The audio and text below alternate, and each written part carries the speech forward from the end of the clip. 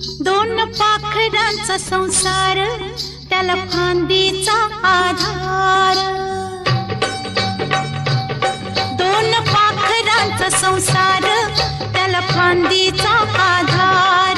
तस घरकुल मांडूया, स्वर्ग घरात आणूया.